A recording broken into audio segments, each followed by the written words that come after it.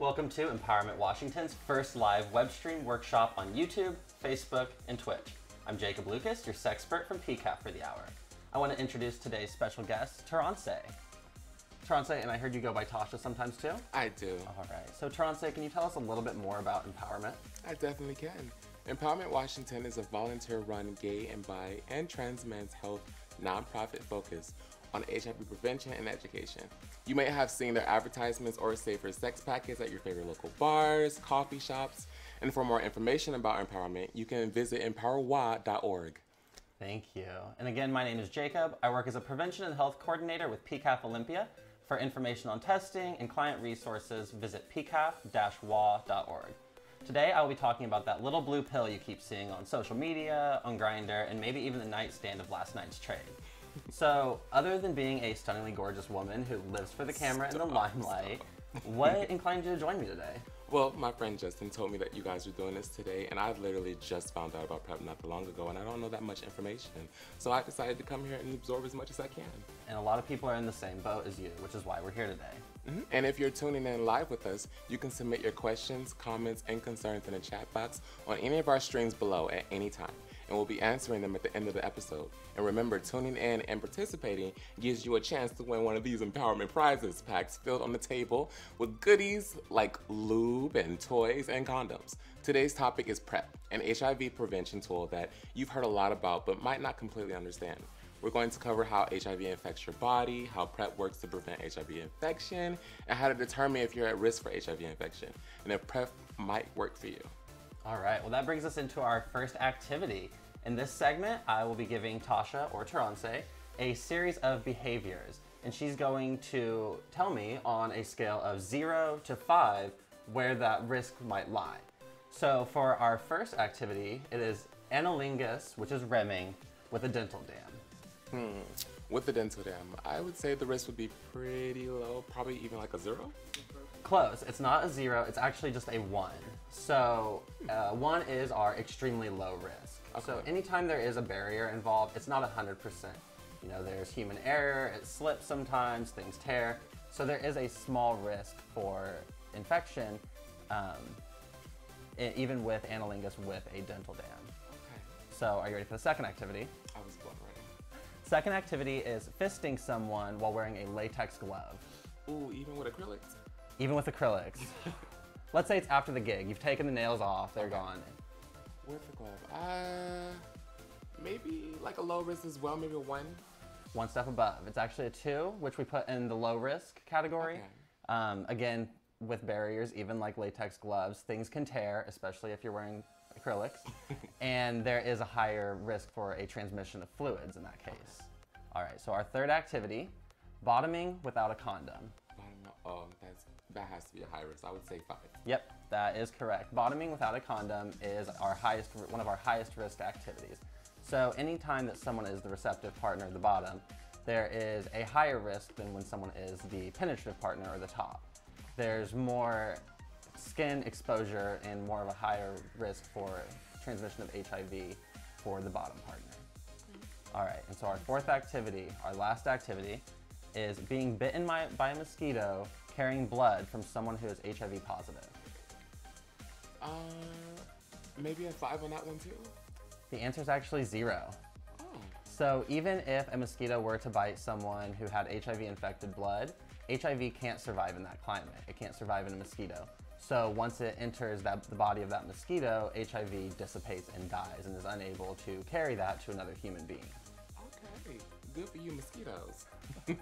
So I know you can contract HIV from sex, but how exactly is it transmitted? So there's 4 fluids that carry HIV infected materials. There's blood, semen, vaginal fluid, and breast milk. So HIV works by first finding a way into your body, typically through some form of sexual contact, and the virus then finds an immune cell called a CD4 cell and it latches onto it. That is when it dumps its contents into that cell. At that point, HIV basically hacks your DNA, and the infiltrated cell in turn creates copies among copies of HIV that make their way into your body, where the process is then repeated.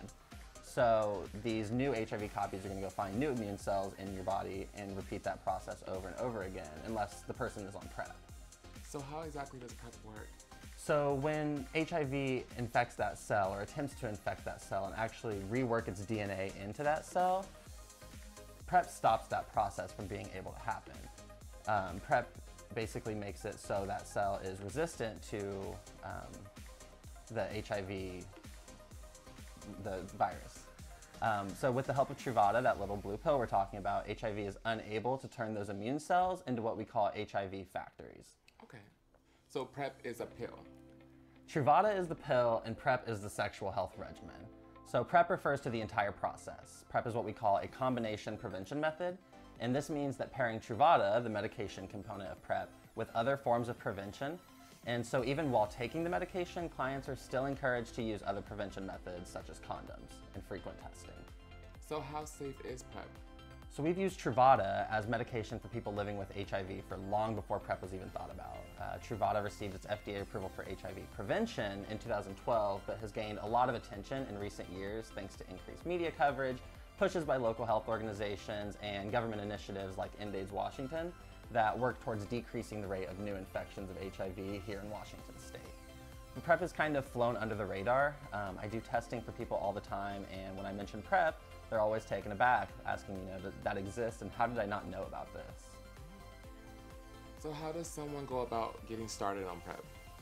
So like any medication, you're gonna need a doctor, nurse practitioner, or some other provider with prescribing power to write your prescription.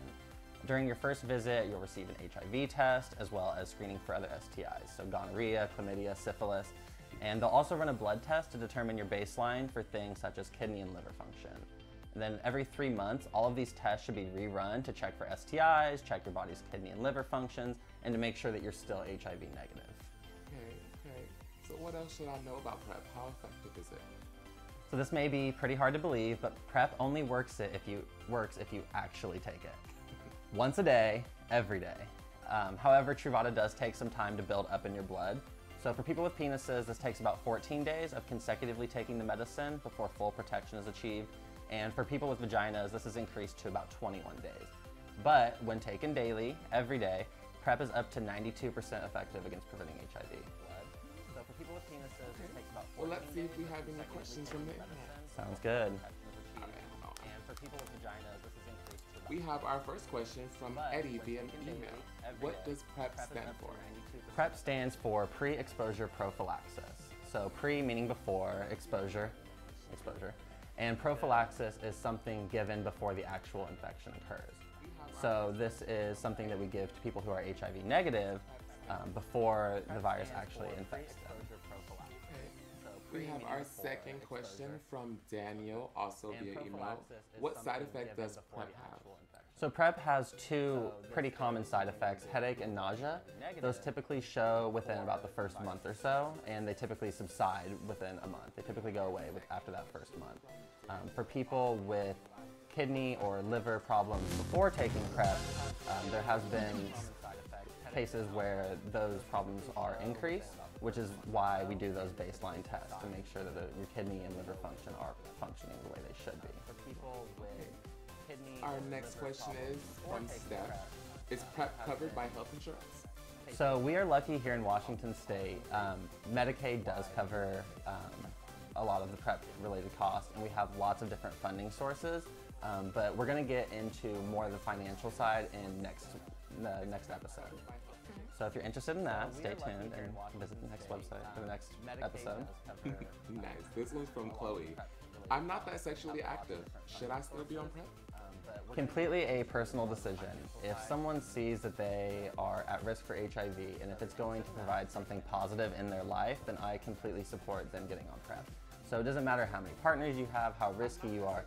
If you feel like you are going to gain something, whether it be peace of mind or being able to have the sex that you want to be able to have, I completely support someone's decision to start PrEP. Yeah, I think that makes a lot of sense considering how long it takes PrEP to stay in the system anyway. So if you were to stop it, would that process start over?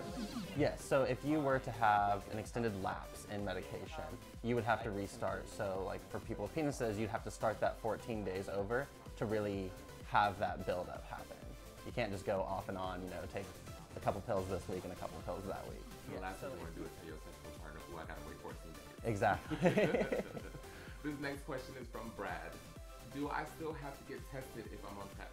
Yes. So every 3 months you'll be getting tested not only for HIV, but gonorrhea, chlamydia, and syphilis. And that's actually a really, really great part about PrEP, is that we should probably already be getting tested every 3 months or so anyway. On this, it just kind of gives you that liability. It kind of gives you a reason that you have to go do it. That's awesome. Our next question is from Christian. What happens if I miss a dose? So it's not the worst thing in the world if you miss a dose, but you do want to try and stay consistent. We tell people, put it next to something that you're going to use every day. A lot of people put it next to their toothbrush. So then in the morning they know just to pop their pill and they go on with their day. It's not something that you need to freak out about if you miss doses. It's just something that you want to stay on top of because you do want to have the highest level of efficacy that you can. Sam asked me an email. Once I start taking PrEP, can I stop? Absolutely. You are able to stop anytime you want to. If you are in a time of your life where, let's say, Pride's coming up and you want to be on PrEP for 3 months, that's totally fine. It's just about while you're on it, stay adherent, take it daily.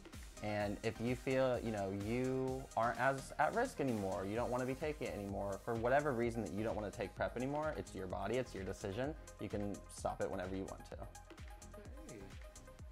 Okay. The next question is from Card. Do porn stars take PrEP?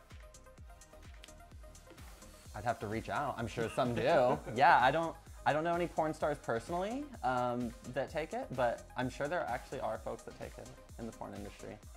Okay. This one's from Kel. What if I miss a dose of PrEP? Can I take a double to catch up? Please don't. Please do not. There's no science that has confirmed that. If you miss a dose, just once you remember that you missed that dose, go ahead and take the pill. Don't double dose, don't double up on doses, don't take a bunch because it's about to be Friday, whatever. Just try to stay consistent with that once a day, everyday regimen. Okay. Well, thank you, questions from the internet.